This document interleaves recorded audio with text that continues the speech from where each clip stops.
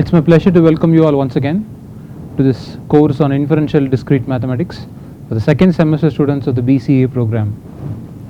Last class we had a look at the principal disjunctive normal form and the principal conjunctive normal form of a few compound statements. We understood how to design these normal forms using truth tables, and we solved numerous examples which would have helped you understand this idea behind the principal conjunctive normal form. Today we have an exciting topic underway. This topic is on theory of inference. If you can recall, in the very first class introducing this course, I talked about how the computer gives you access to your email account. It compares your username and the password, and only if both of them match with its database does it grant access to your email account. But how do you understand, how does the computer understand comparison between two keywords, and then how does it process the task of giving access to your email? That is what we'll understand using this idea of inference theory. How does it infer whether statement 1 and statement 2 are correct, and provided that they are correct, how does the computer execute the third statement? For this we'll have a set of rules which explain how all these decisions are being made. We'll introduce them one by one. We'll start with a very elementary example. Now on your screen you can see the heading reads as premise and tautology. We'll come to what a premise means. We already know what a tautology is. A tautology is a statement, a compound statement which is always true. So when you have a look at the rules that we have seen before, some of them we have also seen examples of statements which are tautologies, which are contradictions, and which are neither. So we'll recall the idea and we'll also put that to use. A premise is basically a statement which may be a conditional statement or which may be a very certain statement, as in a P or a Q. Now look at the first example here. This gives you an introduction to what is called as the making of a decision. So look at this. Suppose that the conditional statement, look at the terminology here, I call it as a conditional statement. The conditional statement, if it rains today we cannot play. So there is a hypothesis there which talks about rain being observed, and there is a consequence there which means we cannot play. So there is a conditional statement. It says if it rains we cannot play. So we have one statement in the given problem, and the second statement says it is raining today. It says that the hypothesis of the conditional statement is actually true. So when you have both these, then we will decide whether you can conclude about playing or not. And how do you do this? We will use theory of inference. So the two statements P and Q may be denoted as you see it on the screen. P talks about raining, Q talks about the state of not playing. So if with these two notations you can represent the first statement, the first conditional statement, using this conditional. If P, you can recall what the symbol means. It says if P is true, then so is Q. We have learned this before. We have constructed truth tables. We have analyzed the equivalence of such conditional statements and all. The first of all, we will put that to practice here. It says if P is true, so is Q. In other words, if it rains we cannot play.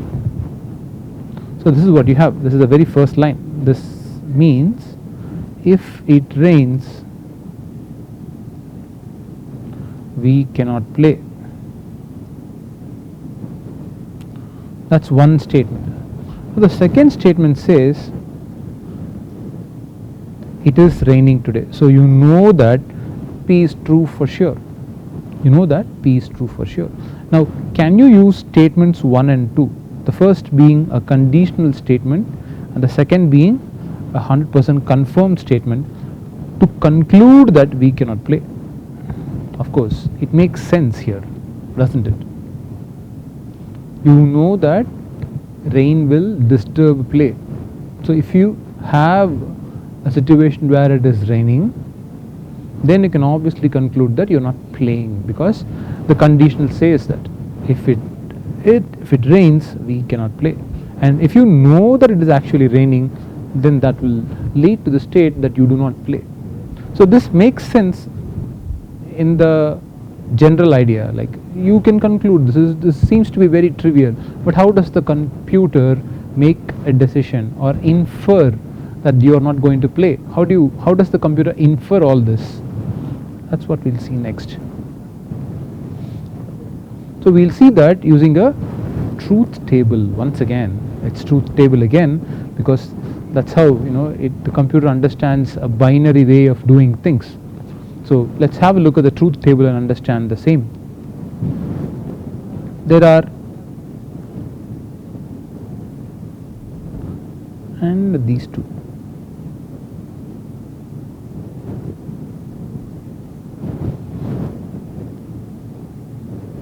So you have this.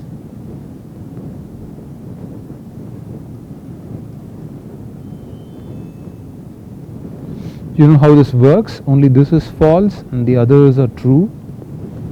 And let's do a conjunction between the first and the last columns. Let's do a conjunction between the first and the last columns and have a look at what you get. T and F is false, F and T is false, T and T is true, F and T is also false. Now let's look at a conditional between the fourth column and the second column. Look at what the fourth column means in the essence of it. It says you know it is raining and you know that rain is going to affect play. Now knowledge of both these statements will together imply that there is no play on the given day. So what happens to this truth table now? It's a truth table from the third column to the second column. So F and F is true, F and T is true, T and T is true, F and F is also true. So this is what you call as a tautology. So what are we trying to say? If there is a conditional statement P to Q, there is uncertainty here. You do not know if it rains. You only know that if it rains, there will no possibility of a play. So if it rains, there is no playing, and along with that you know that it is raining. Both these together, there is a conjunction here, both these together imply that there is no play possible. So this is one rule which we will discuss later. This is also observed to be a tautology. This will always be true. So this is how we can infer that one statement follows two or more statements which precede it. Now on your screen you can see a lot of rules. Now we will be using some of these when we solve problems on the theory of inference, and the first of which is what we just saw. It's called the modus ponens, which says if there is a conditional, there is a lot of uncertainty in the conditional. If there is a conditional and you know that the hypothesis is true, then that will lead to a conclusion that the consequence is also true. We have other rules given below. One of them is called the modus tollens. You have the hypothetical syllogism, the disjunctive syllogism, the rules called addition and simplification, conjunction and resolution. We will discuss each of these rules one by one in detail, and then we will have a look at a few examples. The first of them is what you call as the modus ponens. I just explained what this is. We will give it one more go here. There is a conditional P to Q. Remember, whenever there is a conditional, there is a chance of an uncertainty. You don't know. You say if it rains, we won't play. You do not know whether it is raining or not. So there is an uncertainty, and that uncertainty is, like eliminated if you know that it is actually raining. So that is a conditional. The hypothesis may be true or may not be true. This may be true or false, but you have a part of the information in the question which says that it is true. Now both these put together, you are concluding that Q is also observed. The consequence of the conditional statement also follows. This rule is what you call as the modus ponens. A modus ponens deals with the conditional and the hypothesis statement which is known to be true. Now as soon as you know that the hypothesis is true, the conditional can be applied, and therefore you know that the consequence will also be true. That's what is shown on the left. A true hypothesis and a conditional will together imply an observation that the consequence is also true. This is the first rule, and we'll be using more often than the others. The next one also involves a conditional, but this time we are not talking about the hypothesis, we are talking about the consequence. If you can observe here, we talk about a condition, the same condition, the conditional which says if P is true, then Q is true. But if you also know that the consequence is false, then together you can infer that the hypothesis is also false. This rule is called modus tollens. It's kind of a reverse analogy to what you saw in the previous slide. You have a conditional, but instead of knowing for sure that the hypothesis is true, you know that the consequence has not been observed. You know that it is not Q anymore, it's negation of Q. Now these two will together imply that the hypothesis must not have been true. Not even might, it's must. The hypothesis, as in P, must not have been true. This is what you call as modus tollens. There's only a line, a very light difference between these two. The modus ponens takes care of the hypothesis, whereas the modus tollens takes care of the consequence. You negate the consequence in modus tollens and you assure the hypothesis in modus ponens, and both involve the same conditional statement in their operation. The next rule is a lot simpler than the previous. It talks about three conditional statements. It talks about the generation of a third conditional if you know that two other conditionals are known to be true. Look at what it is. The first condition says if P is true, Q is true. The second one says if Q is true, then R is also true. Now can we combine both these to generate a new conditional between P and R? Yes. That's what the rule says, and this rule is said to be, or this rule is called as a hypothetical syllogism, because it deals only with conditional statements throughout. There is nothing for sure, everything is uncertain. If P is true, then Q is true. If Q is true, then R is true. Both these put together will lead to a third conditional which connects the hypothesis of the first conditional and the consequence of the second conditional together into a new conditional connecting both of these. This is what you call as the hypothetical syllogism. The next one is easy again. It's called the disjunctive syllogism. Now if you can recall that the word disjunction or disjunctive is often used in relation with this operator. This operator, when you know that either one or two or both the statements may be true, only then you have a true value. Now the same happens here. We deal with a disjunction. This rule is pretty simple. If there is a disjunction between two statements and you know that one of them is false, one of them is not being observed, then the other must be true. On your screens you can see the symbolic representation of the same statement again. There are two statements P and Q.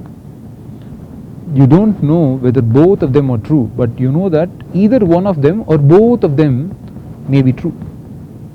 So in that case, if you know for sure that one of the statements is false, or has not been observed, then the other must follow, because you already have shown that one of them is by default always true.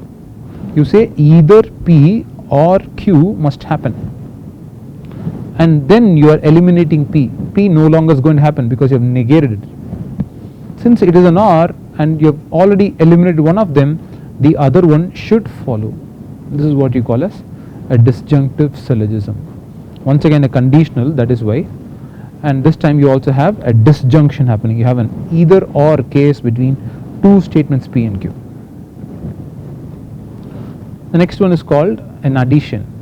An addition in the sense, if P is true, you know that P is true, then one of P or Q should be true. It's a conditional again.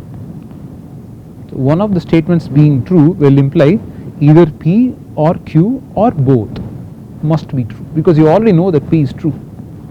So therefore this disjunction follows by default. The last one, I think we have two more. This is called a simplification. This is also easy to understand. It's the reverse of the previous statement, except you have a different connective here. You have a connective which says P and Q. Now recall that a conjunction between two statements takes up a true value only when both are true. So the moment you write P conjunction Q, you know that both are similar. Both P and Q are similar. Either both of them are true together or both of them are false together. But they take the same truth values or similar truth values as in P and Q. So this rule says if P and Q are true, then one of them is true. You can write another version of the same statement saying if P and Q are true, then Q is also true. Because when you write P conjunction Q, you know something about both of them. Since you know about both of them, one of them is always certain. The same goes for the second one. You know both P and Q are of a kind, then this nature of Q can also be guessed. This is what you call as a simplification. The next one is a conjunction. Now when you know that two statements, individual statements P and Q are true, then you can combine them both to form a completely true statement called as the conjunction of them. You know this already. You have already learned this in the sense of a connective between P and Q. We are just introducing this once again using a conditional. If both P and Q are individually true, then the consequence is that their connected version, the connective as in the conjunction between P and Q will also be of the same kind. The last part is the resolution. The resolution says that there is a statement P which is in disjunction with Q, and you have the negated version of P which is in disjunction with R. Then either Q or R will happen. This is pretty straightforward, which says for any statement there are only two possible states, either P as in itself or negation P, its negation, negated version. So you know that either P will happen or Q will happen, and you also know that either P will not happen or R will happen. There is only one of these two states possible, which means one of Q or R will definitely happen, because a statement P is either true or false. This will lead to a conclusion that Q will happen. This will lead to a conclusion that R will happen. Then one of these two will definitely happen, and that's what you call as a resolution. So these are the 8 or 9 rules of inference that we will follow. We have tabulated them in the very first slide. We will be using them in problems on theory of inference. You might want to make note of these 8 rules. We will solve simple problems based on these rules. Okay. The first of them is once again a conditional. Let's have a look at the problem on your screens. Determine whether the argument given here is valid, and determine whether its conclusion must be true because of the validity of the argument. What's happening here? It says if the square root of 2 is greater than 3 upon 2, then we have the square root of 2 greater than the square of 3 by 2. So first of all, we have a conditional. We have an if then combination. Whenever there is an if then combination in any statement, you can rest assured that there is a conditional statement involved. Now, along with that, we also know that what is given here, we also know that the square root of 2 is greater than 3 upon 2. Now the question before us is, can we use these two statements, statement number 1 which says they follow this inequality, and statement number 2 which says if the inequality is right, then the square root of 2 is greater than the square of 3 upon 2. And the consequence is this. So there is a conditional here. So if you call, let's give them names to make it easier. Let's call the first thing statement as P. Now because it's a conditional, we know that if P is true, then Q is true. And so this is Q. What is Q now? Q is the inequality that the square root of 2 is greater than the square of 3 upon 2. The question wants us to find out if this argument is valid, and how do we do this? Now let's go back to what we learned as the rules of inference. Now we have a conditional if P then Q, and we have a true statement which says P is true. Now can we combine both? Yes, of course we have combined both. We can combine both and lead to the conclusion that Q must be true. We recently called this as the application of the rules modus ponens. When you have a conditional statement and you know that the hypothesis is true, then the consequence is also true. That's what we learnt. And here, this is the exact situation we have here. There is a conditional connecting P and Q, and you know for sure that P is true, therefore Q should also follow. So this is a very simple application of the first rule of inference that we saw, the rule of modus ponens. When we discuss more problems, you will be able to understand better. This is a nice one. Okay, we have statements here. They are no longer mathematical, they are pretty statements here. Let's see. If you send me an email message, I will finish writing the program. That's number 1. If you do not send me an email message, I'll go to sleep early. And then I have, if I go to sleep early, I will wake up feeling refreshed. These are the 3 premises given in the statement, and then we are having a look at the conclusion. And what does the conclusion say? If I do not finish writing the program, then I will wake up feeling refreshed. So can we arrive at this conclusion from these 3 premises given here? So we'll give them names first to understand what we are dealing with. Okay, P talks about, or let's give them easier names.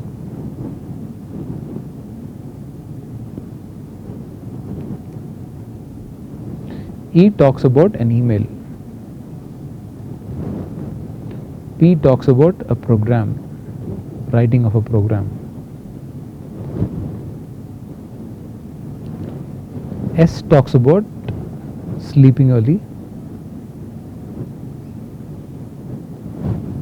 R talks about feeling refreshed.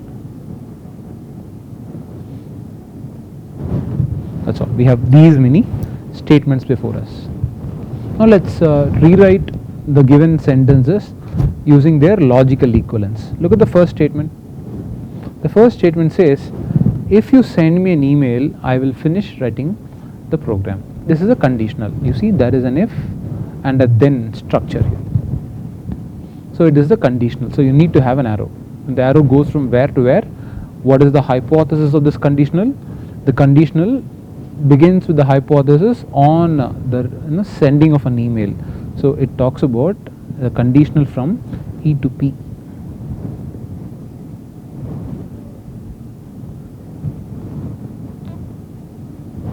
Okay, the next one says, if you do not send me an email,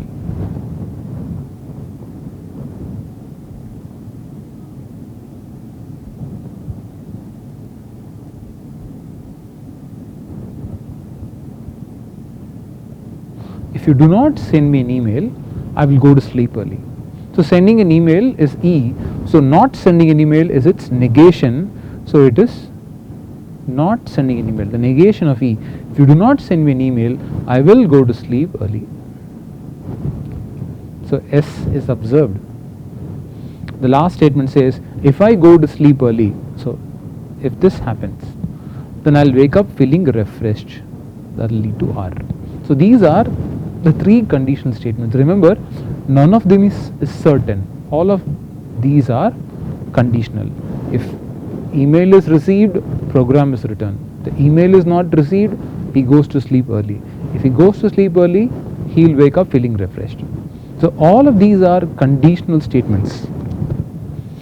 All of these are conditional statements. Now, do they have enough logic in them to lead to the conclusion that not finishing the program will lead to wake up feeling refreshed?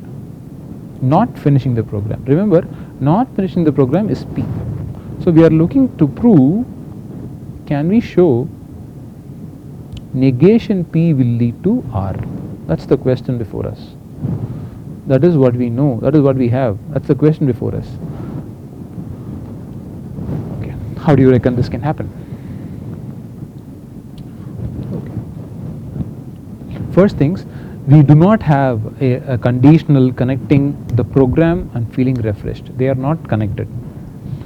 They are not connected as in a connected form, in the form of a disjunction or a conjunction, or they are also not also connected using a conditional. So how do we connect P and R? P and R are not directly connected. Okay. But P and E are connected, E and S are connected, S and R are connected. So that is a link. That is a possibility, but it is not pretty direct. The previous example was straightforward, this is not straightforward. Okay. Fine. We'll first try and connect P and S, because programming and sleeping are to be connected, because sleeping and feeling refreshed are connected. Okay. This can work this way. Now, if you recall a few slides back, or in the last lecture, we told you that a conditional is always equivalent to its contrapositive. We showed you this also. A conditional is equivalent to its contrapositive. What is the contrapositive? It's the negated form of the converse. It's the negated form of the converse. They are always equivalent. We discussed this. The moment I introduced the conditional, I also introduced three other terms called the converse, the inverse and the contrapositive. A conditional is always equivalent to its contrapositive. Now, since you have a conditional here, its equivalent contrapositive is this. And you also have another conditional between negated form of E and S.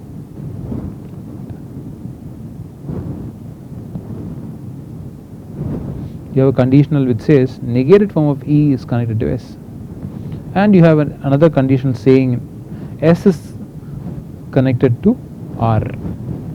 That's it. You have your required result. Now, the moment you identify that these two conditionals are equivalent, you can combine this and this to get this.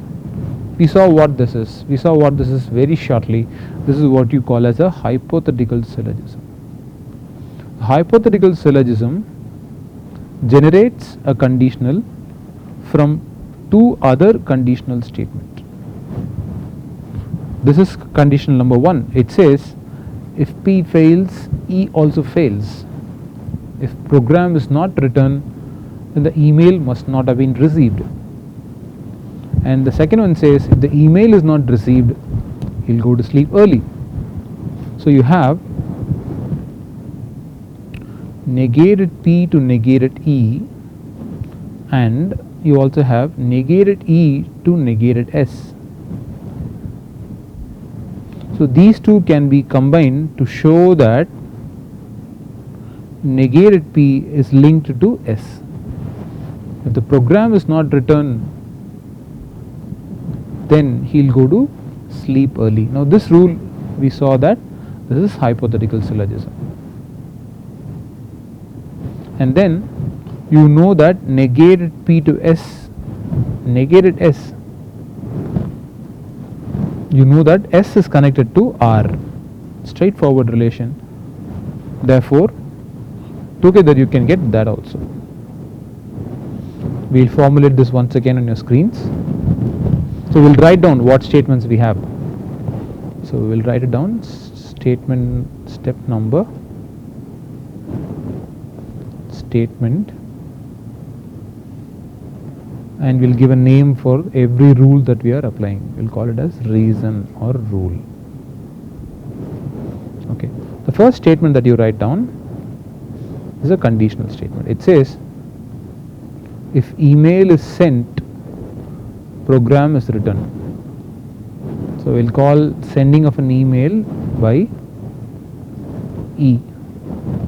We'll call finishing the program by P. We'll call going to sleep early by S. We'll call feeling refreshed by R.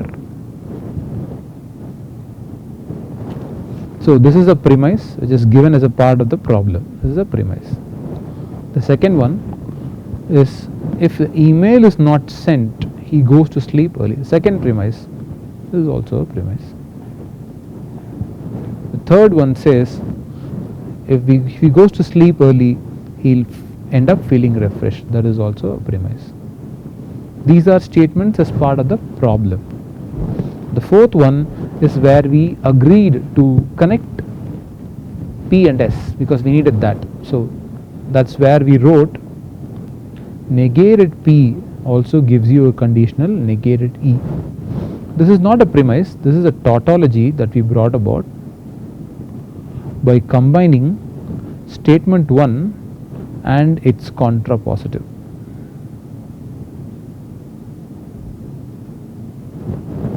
Number 5. Number 5 is where we decided to connect P and S. So negated P goes to negated E.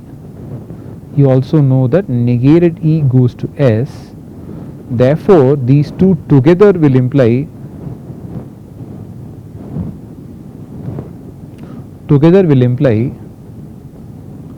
negated P will give you a conditional to S. This is also a tautology, but we have a name for this. This comes from combining statements 4, 2 and the hypothetical syllogism, because statement 2 is about E and S, statement 4 is about P and E. So both of them give you this. Next up, you also know that negated P to negated S has just been achieved. We already have S to R. So these two put together will give you the conclusion negation P will go to R. This is once again a tautology. This is not part of the question. This is something we achieved on ourselves, by ourselves, and we did this by combining statements 5 and 3 and we used the same hypothetical syllogism. So hence we have the conclusion as negated P goes to R. Therefore, if the program is not finished,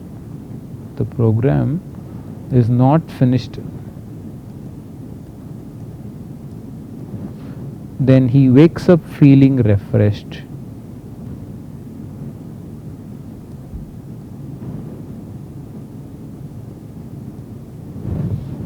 That is the required conclusion, and you have it from 6. So this is how you show that a particular conclusion can be inferred from a set of given statements. We'll have a look at a few other examples. Okay, this one is interesting. Jasmine is skiing or it is not snowing. It is not. It is snowing, or Bart is playing hockey. Now these are the given statements. We'll have to show that these statements imply that Jasmine is skiing or Bart is playing. We'll give them names again. Let's call skiing by S, skiing by J. Let's call.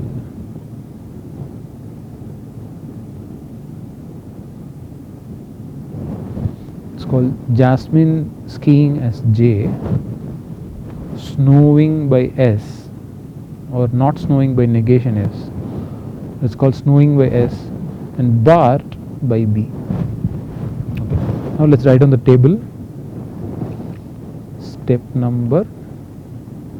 Step, reason or rule, whatever rule we are using.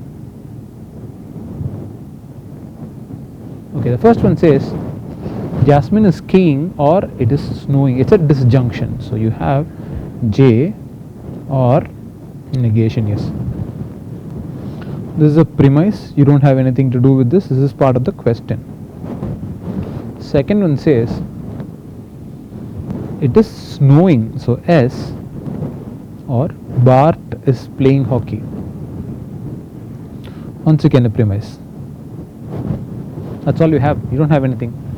Nothing for sure. There's nothing. There's no conditional here. There is no statement which is completely certain. You only have a disjunction here and there. And you have both of them given. So both 1 and 2 are also right. So number 3 is the conjunction between these two. You know that this is true.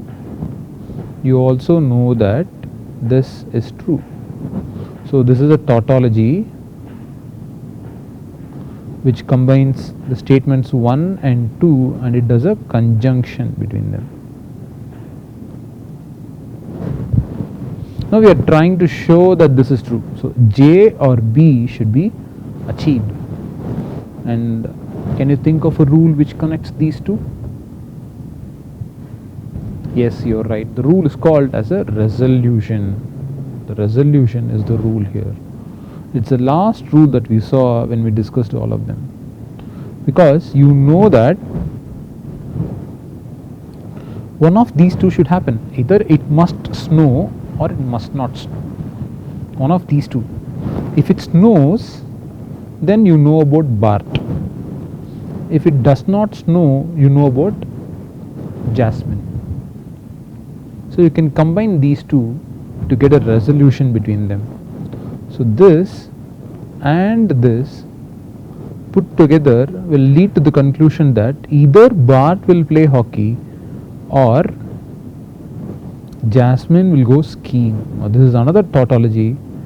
This combines the previous ones, number 3, and it uses a resolution to arrive at the result. If this is true individually and this is true individually, then one of these will be observed. So a resolution can be used to arrive at the given conclusion.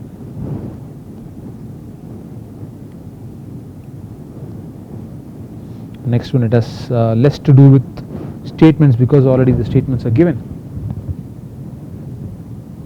So what do you have? Let's write on the table again. Step, rule. First up, we have a conjunction before us,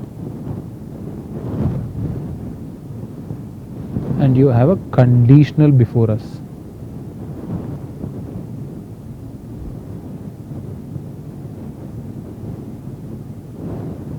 So both are premises, so we'll just call them as premises. Premise number 1, premise number 2. That's all. Now we're trying to use this and tell whether S or P will be true. How do you reckon this will happen?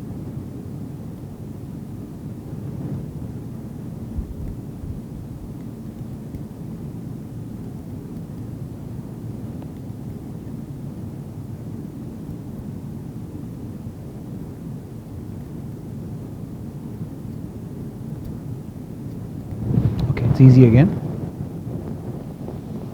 We'll do a simplification first.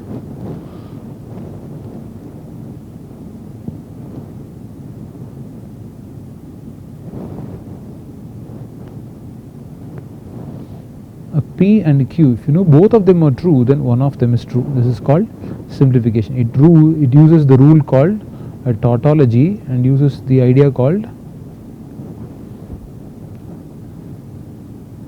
simplification.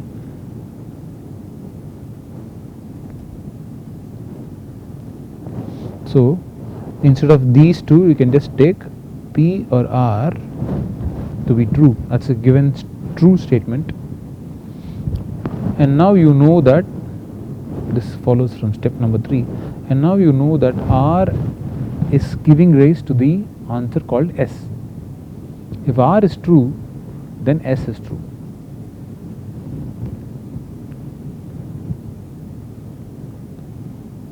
If R is true, then S is true. Number 4 says either P or R should be true. And number 2 says if R is true, then S is true.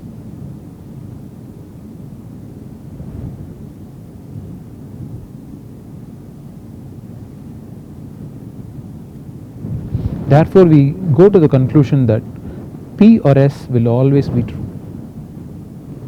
because one of P or R is true. So if P is true, then one of these two is true. This statement is true again. It's a disjunction. It requires only one of them to be true. P is already true, so this will be true.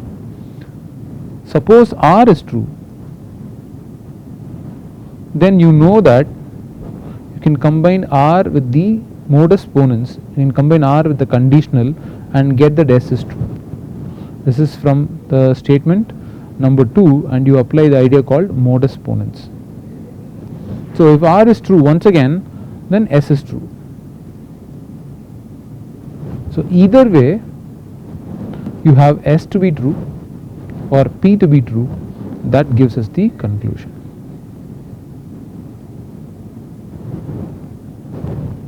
Okay, we have a few more examples here. Alice is a mathematics major. Therefore, Alice is either a mathematics major or a computer science major. Okay, let's give them names here. Let's call a mathematical major as M and a computer major as C. Now you know for sure that Alice is a mathematics major. This is true. So when you write down the table, you will have these answers: step, number, step and rule. Number 1, you know that a mathematics major is true. That's a premise. And now you want to know if she is a mathematics major or a computer major. That is easy. If you know that M is true, then M, R, C, the disjunction is always true. This is by applying a tautology on statement number 1, which is called as addition. You can recall and then check that this will work fine. If P is true, then P or Q is always true. Therefore, this will follow. Find the argument form of the following arguments and determine whether it is valid. The next slide asks you to answer this question, which says, can we conclude that the conclusion is true if the premises are true? Okay, let's talk about this. Socrates is a human. Let's call Socrates being a human as H. And Socrates is a mortal, which means M. And you know that Socrates is a human. Then can we conclude that Socrates is obviously a mortal? Let's see this. The first statement here is given by the conditional between H and M. If someone is a human, the person is a mortal.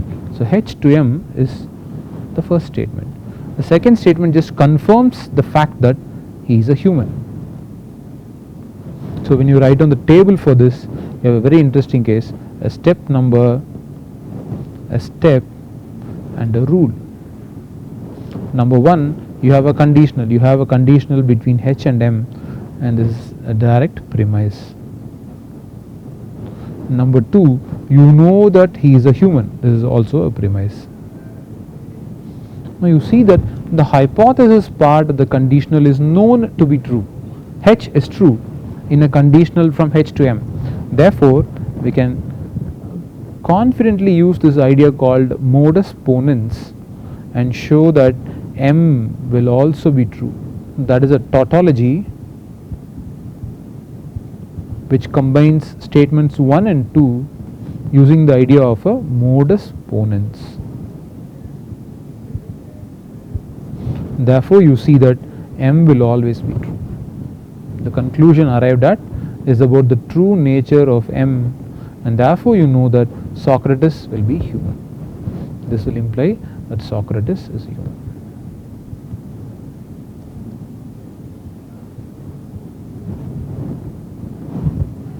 Okay, let's look at this. If George does not have 8 legs, then he is not a spider. So let's give them names again. Let's call not having 8 legs as L and its negation. Not having 8 legs. Next you have he is not a spider. Not being a spider is negation of S. So L is having 8 legs. S is being a spider. So not having 8 legs is negation of L. Not being a spider is negation of S. Now you know that negation S, you know that S is true. Then can we conclude the fact that he has 8 legs? Okay. How do you represent the first statement? If negation L is true, then negation S is also true. It says if he does not have 8 legs, he is not a spider. If negation L is true, then negation S is true. And now you know that S is true. So let's think of one proper rule to do this. Step and rule. Okay. Step number is negation L to negation S. That's just a premise. Number 2, he is a spider. That is again a premise. Now you see that the consequence of the conditional has been negated, and we're trying to imply that the hypothesis is also negated. So this calls for the rule which we know as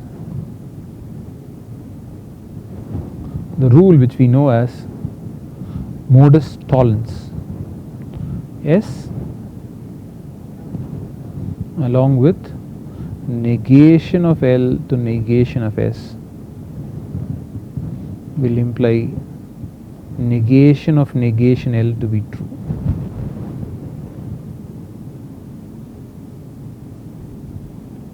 Since the consequence is negated, the hypothesis is also negated. Recall the rule of modus tollens. Modus tollens says if you have a conditional P to Q and you know that Q is false, then P is also false. The consequence of this condition is negation S, but that is observed to be false because the opposite is true. You know that he is a spider. Therefore, the hypothesis must also be false. The hypothesis is that he does not have 8 legs. That is false. Therefore, he has 8 legs. So you combine these two and you arrive at the conclusion. This is a tautology, combining statements 1 and 2 using this rule called modus tollens. Or if you find it a little difficult to follow, you can also follow it like this. Having 8 legs, let's call having 8 legs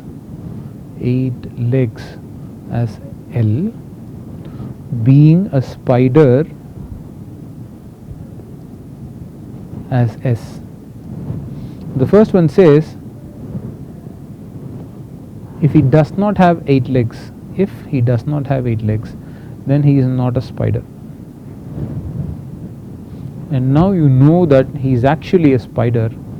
So you combine this with the fact that he is a spider, and that leads to the conclusion that he also has 8 legs. This consequence is negated. This is a negated consequence. How do you know it's negated? Because that's what the second statement says.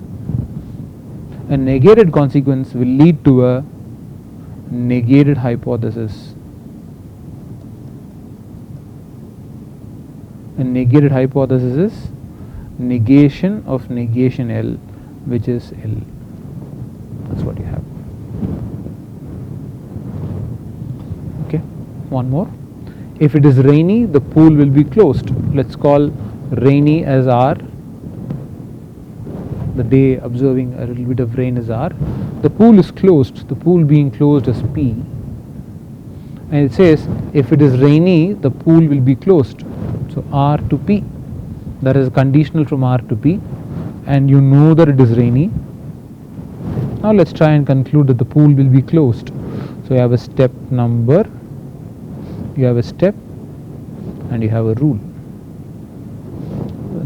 Very number one is the conditional R to P. It's a premise. Condition number two is also a premise which declares that it is rainy. And condition number three, statement number three, you don't have a statement number three, which means you can combine the first and the second. You know it is rainy, and you know that if it rains, the pool will remain closed. There is a condition between them. Therefore, you can conclude that the pool will remain closed, and you will use a tautology. You combining statements 1 and 2, and you'll use the rule called modus ponens.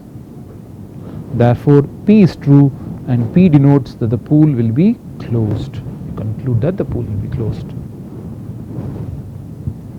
Once again, this is a similar result.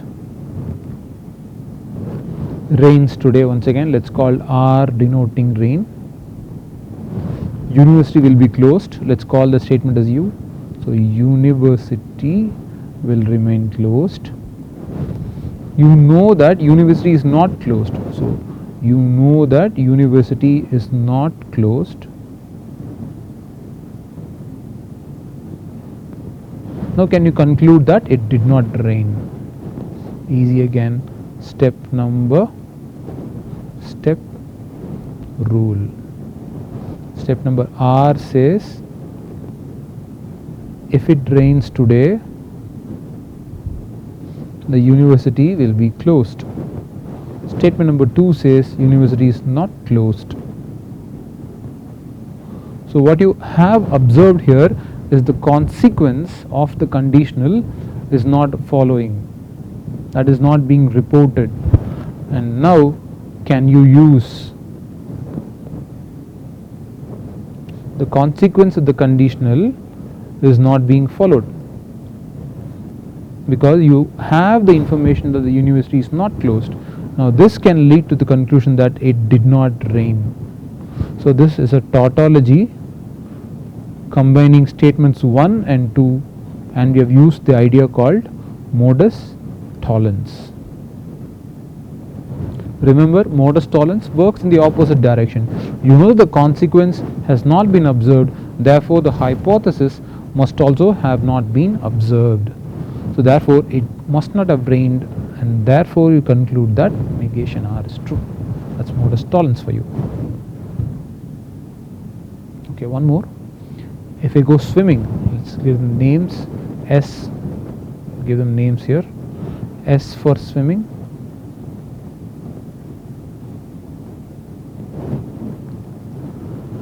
Staying in the sun, let's call it as uppercase S for staying in the sun,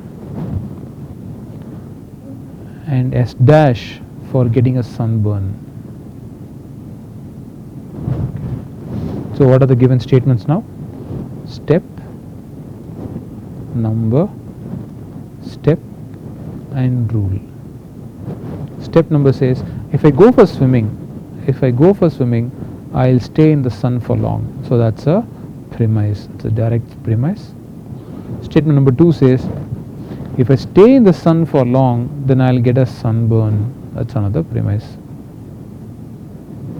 So there are 2 conditionals and nothing for certain. All of these are conditionals only. All of these have uncertainties. Now whenever you have two conditional statements, you know that they can be combined. So you have the first conditional and you have the second conditional. Can we combine these two? Yes, we can combine these two to get this conditional. And what is this called? This is a tautology, combining the conditionals at 1 and 2, and this rule is called the hypothetical syllogism.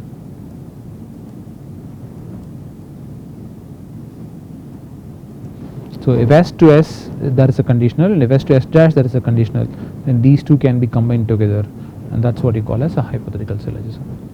Therefore you can conclude that if I go swimming, I'll get a sunburn.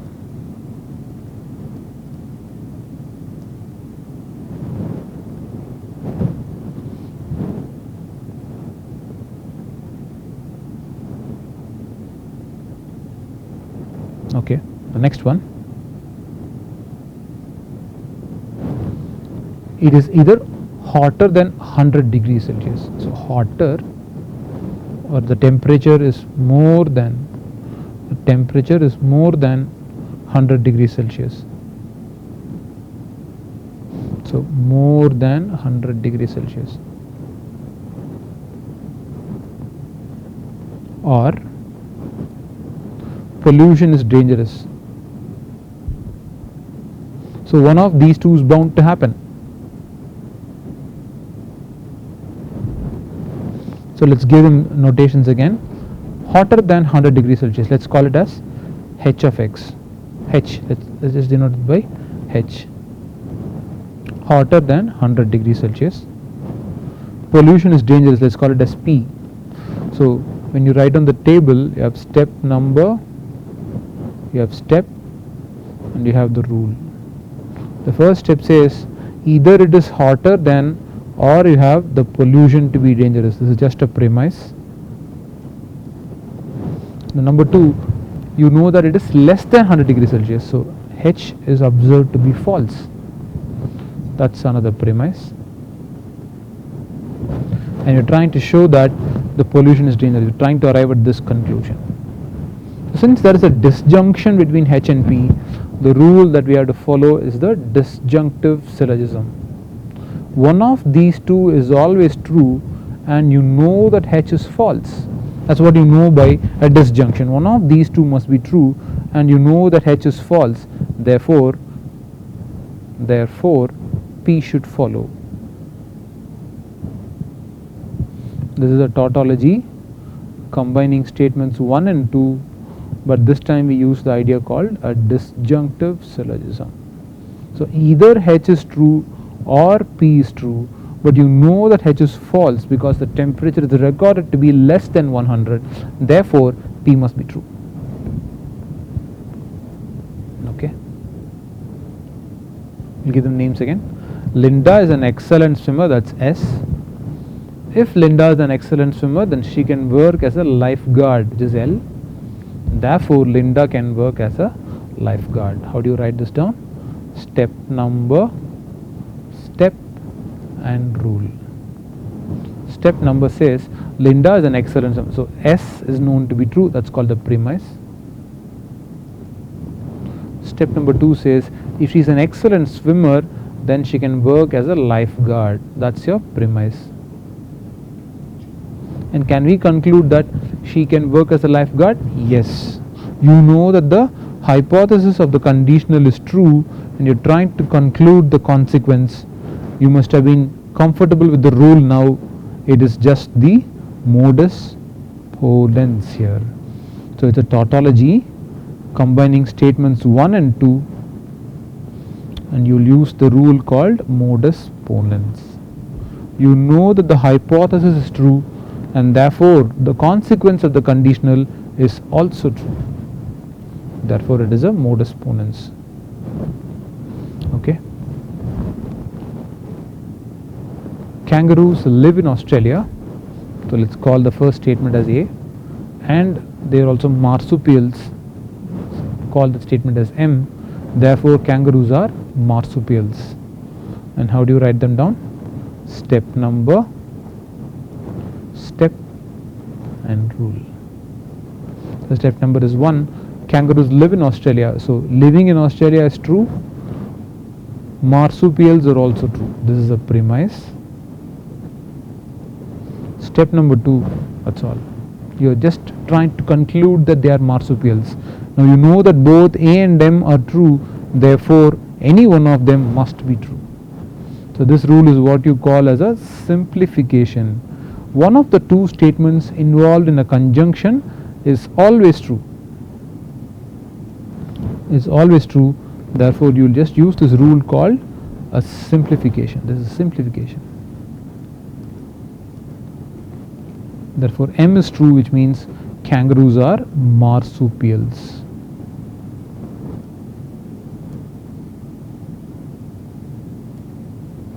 Okay. The last problem for the day goes on like this. If I work all night on this homework, I can answer all exercises. So if I work all night, let's call this as N. I can answer all the exercises, let's call it as E. If you can answer all exercises, I will understand the material. Let's call understanding the material as U. And therefore, he is trying to conclude, if he works all night, he will understand that. So working on all night on the homework is denoted by N. Answering all the exercises is E. Understanding the material is U. That's all you have. You can draw the table now. Step number, step and rule. The first step is actually a conditional. If I work all night, I'll answer all exercises. That's a premise. That's the very first premise that we have. Step number 2, if I answer all exercises, I will understand the material. That's the second premise. Now once again you see that there are two conditionals here, and whenever you have two conditionals you can combine them and get a third conditional. And we have also applied this rule many times before. So if I have worked all night on the homework, I will obviously solve all exercises, and if I solve all exercises, I will be able to understand the material. Therefore, if I work all night, I will understand the material. And this is a tautology combining statements 1 and 2, the conditionals 1 and 2, using this rule called hypothetical syllogism. So you can conclude that whenever I spend all night working on a homework, I will obviously understand the material. Therefore, you have a conditional from N to U. So this is how inference theory is applied to combine a couple of statements into understanding what is going to happen if all these statements are true. We've had a look at many examples today of the applications of the theory of inference. Next class, we'll look at how to quantify these statements. Now, all of these have been a single subject statements. It talks about I, Linda or someone. It's about a single subject statements. What happens if I quantify them? If I extend this to all students in a class or all students who take a course? That is when you understand this idea of a quantifier. The next class, we'll understand quantifiers and how quantifiers can be incorporated into this theory of inference. Thank you.